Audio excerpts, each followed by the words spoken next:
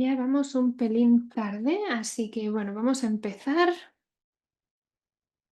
pero no podemos esperar a que termine de llegar todo el mundo. Bienvenidos y bienvenidas de nuevo. Nos quedan unas presentaciones todavía antes de cerrar la sesión de hoy, así que vayamos allá. Vamos a oír ahora de Erika Gralla. Erika Gralla es profesora asociada de gestión de ingeniería y de sistemas de ingeniería en la Universidad de George Washington. Ha estudiado operaciones y cadenas de suministro en la respuesta ante desastre y el desarrollo internacional para poder desarrollar el conocimiento y las herramientas para la mejor toma de decisiones. Nos va a hablar del caso de Estados Unidos y los centros de recuperación ante desastres y cómo ubicarlos. Esto me hizo pensar en paralelismos entre los centros de recuperación ante desastres y los centros de distribución. Así que espero que sea de mucho interés para nuestro público. Erika, adelante. Muchas gracias, es un placer estar aquí. Veo que ya están compartiendo mis diapositivas, ¿verdad? Sí, por cierto, aprovecho para recordar que debemos hablar cerca del micrófono de manera clara y a un ritmo normal y dispone de 20 minutos. Bien, volvamos a la primera diapositiva antes de empezar, la del título. ¿O compartir, puedo compartirlo yo misma? Sí, adelante.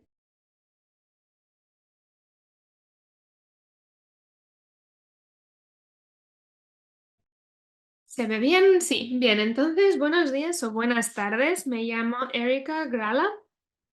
Y voy a presentar el trabajo conjunto con otros dos colegas, Juna Molín, de la Agencia de Manejo de Emergencia Federal, la Agencia Federal de Manejo de Emergencias en Estados Unidos, y mi colega Jared Gongel del MIT. La pregunta de la que partimos era dónde ubicar los centros de distribución o de servicios después de un desastre. Este es el mapa de una de las inundaciones que sufrió el estado de Colorado en 2013 y la FEMA, que es la Agencia Federal para el Manejo de Emergencias, que es la agencia principal de Estados Unidos que se encarga de los desastres, tuvo que decidir dónde ubicar estos centros de recuperación ante desastres y tenían dos objetivos. El primero era garantizar que la población que lo necesitara pudiera acceder a estos centros y después el segundo objetivo era usar sus recursos de manera eficiente, es decir, gestionar costes y personal de manera eficiente. Este es el trabajo que hicimos en ese momento y creo, sobre este caso concreto, pero creemos que las conclusiones podrían extrapolarse al contexto internacional y nos gustaría hablar con ustedes si ven que les podría interesar algo parecido. Hablemos un poco del contexto de Estados Unidos. Estos centros de recuperación ante desastres centros de servicios los ubica FEMA después de un desastre inmediatamente después, para poder abrirlos rápidamente y actuar durante un tiempo limitado. El objetivo es que la población pueda acceder a recursos y servicios disponibles para saber a quién dirigirse. Pero yo diría que es parecido a un punto de distribución. En este caso estamos hablando de servicios, pero también podrían tratarse de bienes. Y este es el contexto que nos llevó a colaborar. En Colorado, en 2013, hubo una inundación repentina bastante amplia que causó muchos daños a nivel de hogares e infraestructuras. Como respuesta, FEMA abrió centros de recuperación ante desastres. Abajo, en el mapa de la izquierda, verán estos centros de servicios a los que o estos centros de recuperación ante desastres que se abrieron.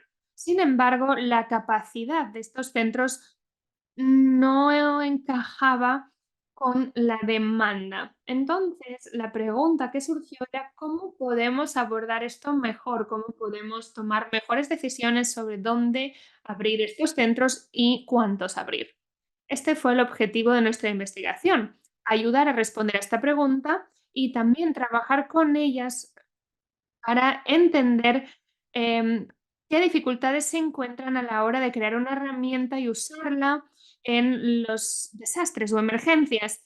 Y encontramos, por ejemplo, em, que había alguna falta de confianza debido a los modelos que no son flexibles, que se priorizaba la emergencia ante la eficiencia, que es razonable, y que hay algunas políticas y normas que complican todo este proceso.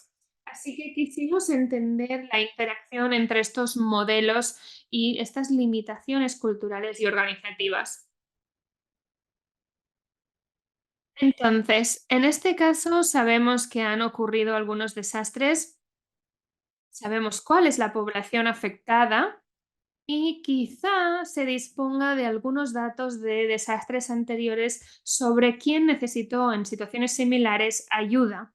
Y eso pues lleva a decidir cuántos centros ubicar y qué personal destinar a cada uno de estos centros.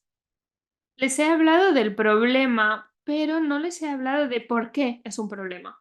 En este caso tenemos una coordinación muy compleja entre distintos actores. Tenemos el gobierno local, el estatal, el federal y muchos gobiernos locales más pequeños con distintos objetivos y sin ningún proceso formal de cómo colaborar y cómo tomar decisiones conjuntas.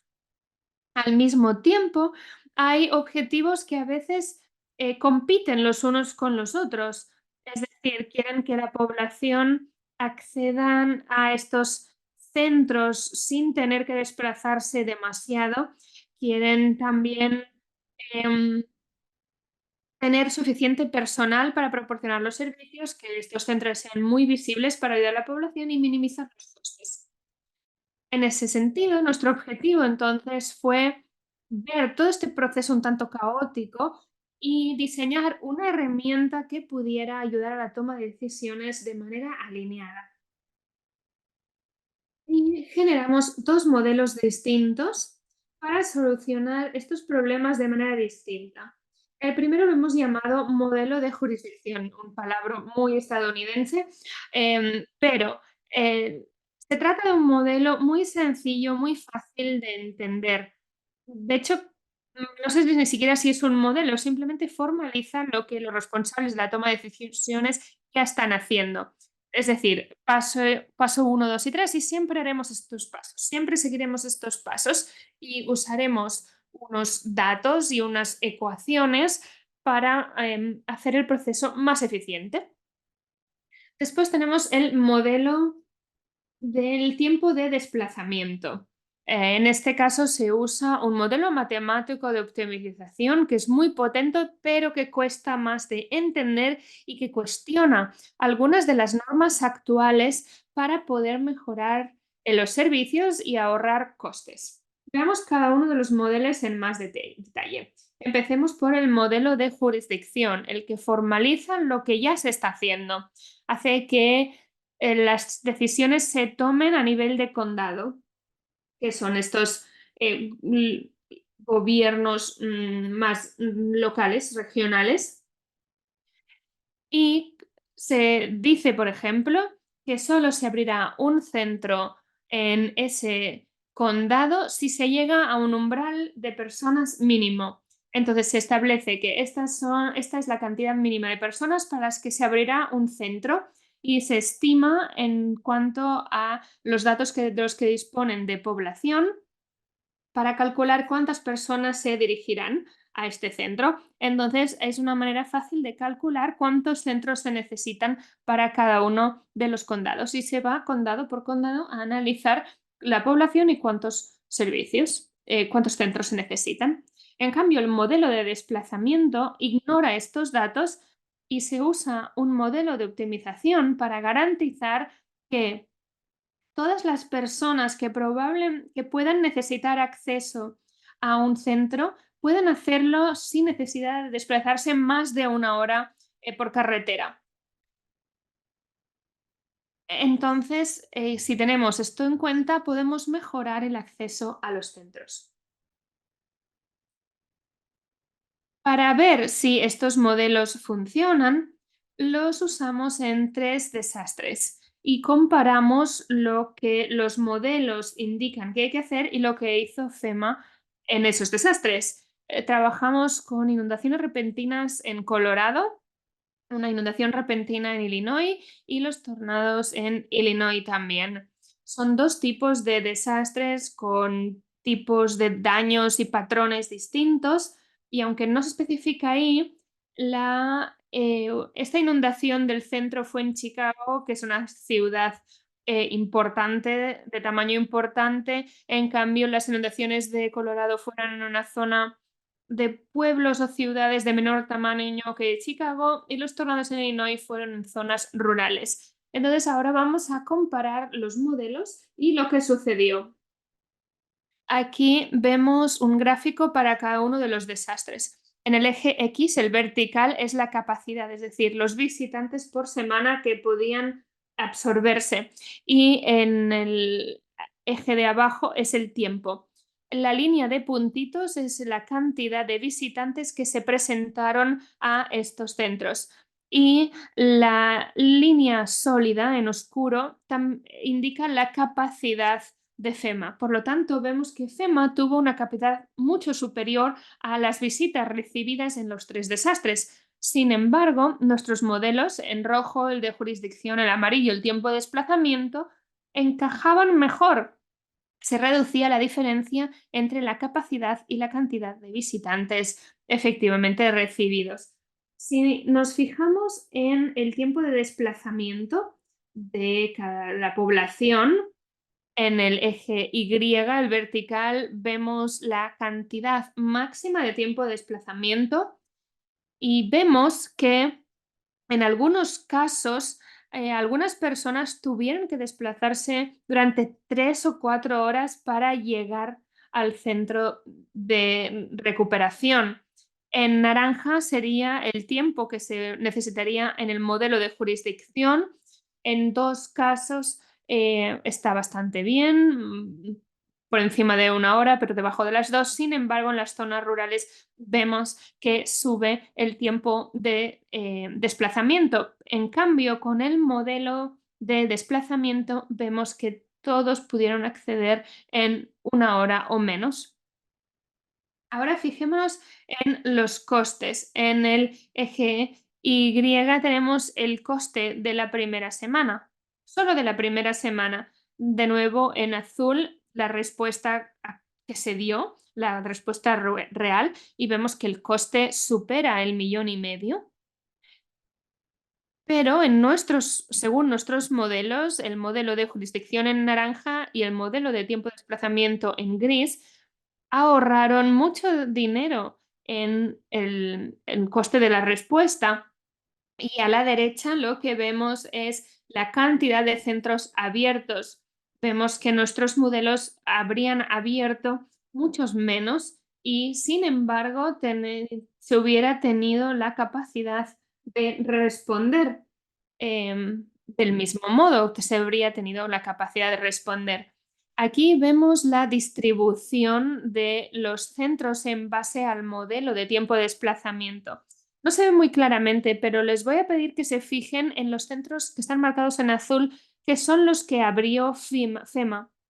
Y si lo comparamos con los cuadritos en naranja, los cuadritos en naranja son los modelos de jurisdicción. Vemos que el modelo habría abierto muchos menos en la zona de Chicago, en la zona de Colorado, algunos, pero no tantos como FEMA, y en la zona de los tornados solo uno. Y ahora veamos las estrellas verdes, que son los centros que se habrían abierto siguiendo el modelo del tiempo de desplazamiento para que pudieran acceder las personas afectadas en menos de una hora. Vemos una distribución mucho más estratégica que en cualquiera de los otros dos casos.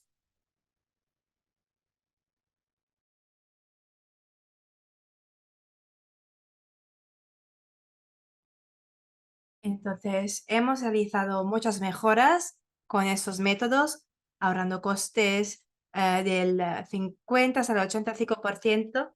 Hablamos entonces de hasta $1,500,000 solo en la primera semana y logramos tener bastante servicio para satisfacer casi toda la demanda. También el tiempo de viaje nos garantiza lograr nuestros objetivos. Bueno, en cualquier caso, hay muchas diferencias entre los dos modelos. El modelo basado en las jurisdicciones es muy fácil de utilizar y muchos lo conocen, lo cual sigue siendo el modelo que más se utiliza. El modelo basado en el tiempo de transporte es más razonable, pero debería de difundirse más.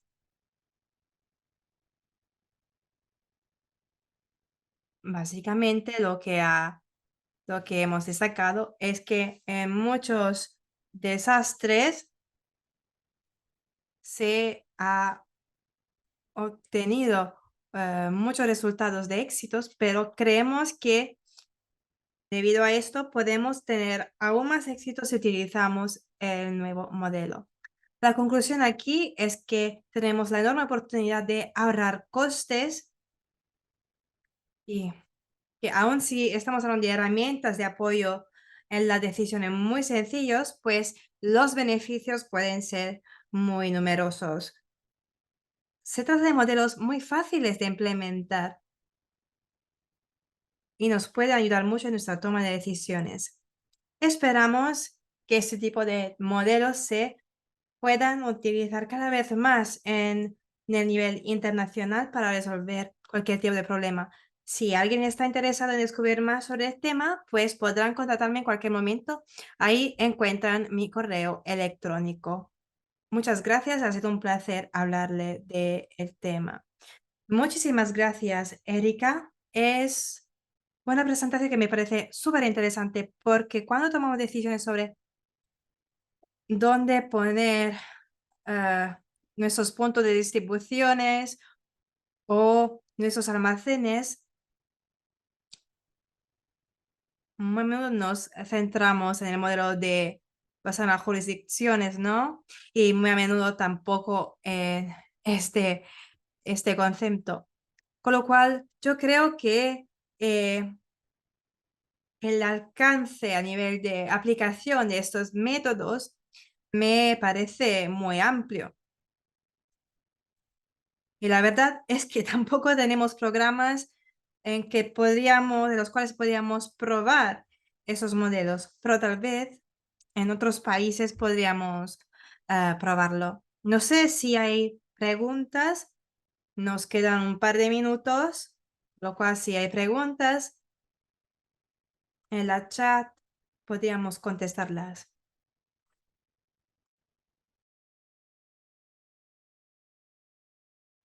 Bueno, todos tienen la dirección de correo electrónico de Erika.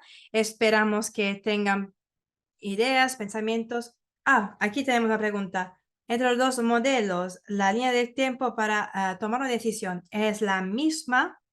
Muy buena pregunta. Bueno, tenemos dos maneras de entender la pregunta, yo creo, pero la respuesta es que sí, ambos modelos se pueden utilizar en el mismo periodo de tiempo y se pueden utilizar para tomar las mismas decisiones. Una cosa que salté, pues yo hablé de lo que hacemos la primera semana, pero también tenemos todo un proceso para decidir de manera continua, donde entonces, por ejemplo, tenemos que cerrar un proceso, si tenemos que ampliarlo, si tenemos que reducirlo. Así que a nivel de línea del tiempo, tenemos dos tipos de enfoques para la primera parte y luego para la parte sucesiva, pero en ambos casos son procesos muy rápidos. Bueno, y usan los mismos datos. Bueno, en realidad el modelo basado en el transporte, tiempo de transporte utiliza más datos, pero el tiempo necesitado es el mismo. Bueno, lo importante es tener los datos necesarios, ¿no? Sí, bueno, básicamente el modelo basado en jurisdicciones necesita de menos datos. Puedo compartir unos ejemplos. Bueno, sí, si quieres, podemos colgarlos en la página web de la reunión.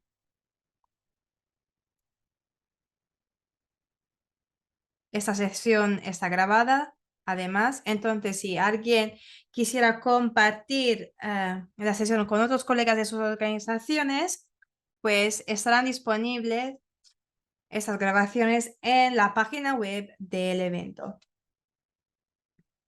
después de que termine el evento. Voy a compartir el documento que tenemos, pero les aviso, es un papel académico. Lo siento. Muchas gracias, Erika. También el tiempo, bueno, ha sido muy puntual.